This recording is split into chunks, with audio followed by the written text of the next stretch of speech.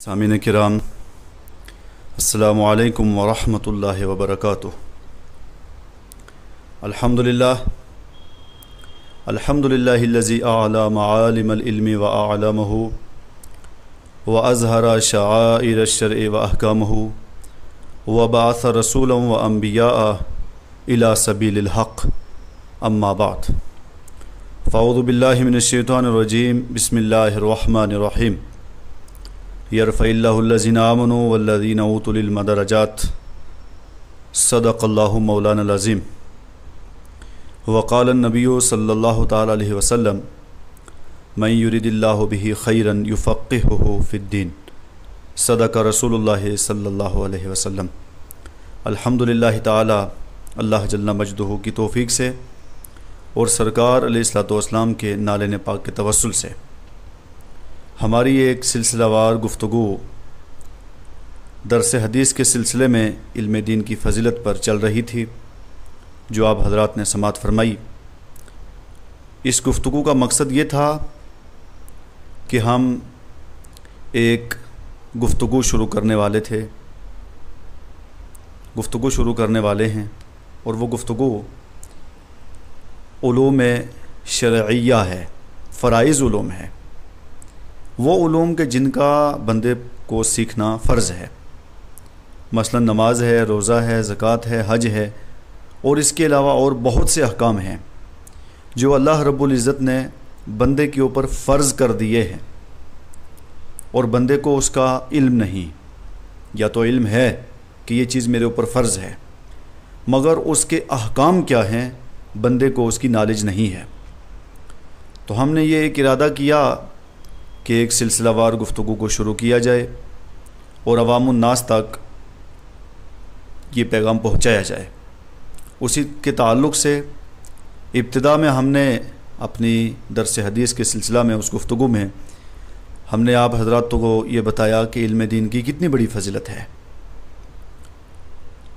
उन मजालिस के अंदर आपने ये समात फ़रमाया दरस हदीस की मजालिस में कि इल्म दीन सीखना माँ की गोद से कब्र की गोद तक बंदे के ऊपर फ़र्ज़ है।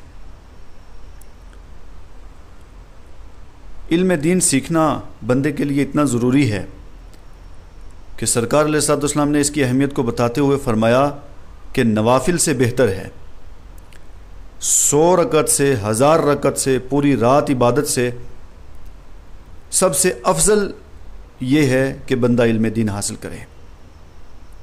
इतनी बड़ी इल्म दीन की फ़ज़ीलत है कि सरकार अलैहिस्सलाम ने इरशाद फरमाया, जो इल्म दीन हासिल करने के लिए निकल जाता है वो अल्लाह के रास्ते में है।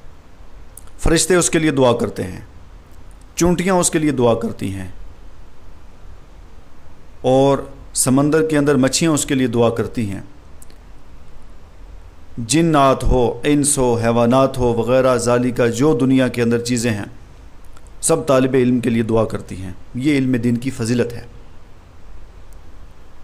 इसकी बेशुमार फ़ज़ीलत है। आप हज़रात ने वो समात फ़रमाई। फिर उसके अंदर हमने एक मजलिस के अंदर ये भी बताया था कि सरकार अलैहिस्सलाम ने फ़रमाया इल्म दीन सीखना फ़र्ज़ है। तो अब जो फ़र्ज़ फ़रमाया उससे मुराद क्या है? तो शारहीन फ़रमाते हैं कि इतना इल्म बंदे को हासिल कर लेना फ़र्ज़ है कि जिससे बंदा हलाल, हराम, जायज़, नाजायज़ उसकी मारिफत, उसकी पहचान हासिल कर ले। यानी कुछ उलूम वो हैं जिनका बंदे के लिए सीखना फ़र्ज़ है, बहुत ज़रूरी है। मसलन नमाज है, नमाज के अहकाम, नमाज के मसाइल, रोज़े के अहकाम, उसके मसाइल, ज़कात के, हज के और इसके अलावा और बेशुमार ज़िंदगी के ऐसे मामलात हैं जो अल्लाह तबारक व तआला ने बंदे पर फ़र्ज़ कर दिए हैं। अब उनके अहकामात क्या हैं बंदे के लिए सीखना बहुत ज़रूरी है, बंदे पर सीखना फ़र्ज़ है। तो हमने इब्तिदा में ये इरादा किया कि सबसे पहले इल्म दीन की फ़ज़ीलत को बताया जाए और उसके बाद फिर एक सिलसिलावार गुफ्तगू शुरू की जाए। हम अनकरीब एक सिलसिलावार गुफ्तगू शुरू कर रहे हैं। हमारी ये सिलसिलावार गुफ्तगू उसकी तरतीब ये रहेगी कि सबसे पहले जो फ़िक़्ह की इस्तिलाहात हैं हम वो आप तक पहुँचाएँगे। مثلاً फ़र्ض ہے تو फ़رض کسے کہتے ہیں، फ़رض کا حکم کیا ہے، واجب کی تعریف کیا ہے، اس کا حکم کیا ہے، پھر اسی طرح مستحب کی تعریف کیا ہے، مکروہ کیا ہے، حرام کیا ہے وغیرہ ذالکہ۔ یہ جو اصطلاحات ہیں، ہم یہ اصطلاحات آپ کی بارگاہ میں پیش کریں گے۔ پھر اس کے بعد ابتدا ہم طہارت سے کریں گے، اور طہارت میں بھی پھر ابتدا پانی سے کریں گے، کیونکہ طہارت یا تو انسان پانی سے حاصل کرتا ہے یا مٹی سے حاصل کرتا ہے۔ معذور ہے تو مٹی سے، اور معذور نہیں تو پانی سے۔ تو پھر ہم پانیوں کی اقسام بتائیں گے، پھر اس کے بعد طہارت پر آ جائیں گے۔ طہارت میں پھر وضو کا طریقہ بتائیں گے، وضو کے فرائض ہیں، وضو کے سنن ہیں، مکروہات ہیں، وضو کو توڑنے والی چیزیں ہیں۔ پھر اس کے بعد نماز کا سلسلہ ہے، تیمم ہے وغیرہ ذالکہ، اور بہت سے ایسے عناوین ہیں جو ہمارے ذہن کے اندر ہیں۔ درس فقہ کے موضوع پر انشاءاللہ ہماری یہ گفتگو چلے گی۔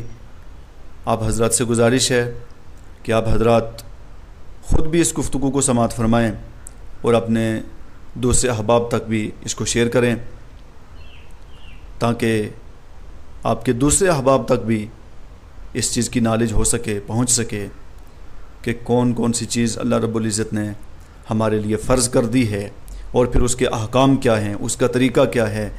مثلا وضو ہے تو وضو کس طریقے سے کرنا ہے، وضو کے لیے کیا چیزیں ضروری ہیں، نماز ہے تو اس کا طریقہ کیا ہے، نماز کے فرائض کیا ہیں، واجبات کیا ہیں، سنن کیا ہیں وغیرہ ذالکہ۔ ایسے بہت سے عناوین ہیں۔ اللہ تبارک و تعالیٰ کی بارگاہ میں آپ حضرت خود بھی دعا کریں، اور ہم بھی دعا گو ہیں کہ اللہ تبارک و تعالیٰ جو ہم نے ایک سلسلہ شروع کیا ہے، اس میں اللہ تعالیٰ ہمیں کامیابیاں عطا فرمائے۔ جتنا اللہ تبارک و تعالیٰ نے چاہا اس کی توفیق اور اس کی مدد سے انشاءاللہ یہ گفتگو آگے ہماری چلے گی۔ اللہ تبارک و تعالیٰ کی بارگاہ میں دعا ہے کہ اللہ تعالیٰ ہم سب کو حسن عمل کی توفیق عطا فرمائے۔ وآخر دعوانا ان الحمد للہ رب العالمین۔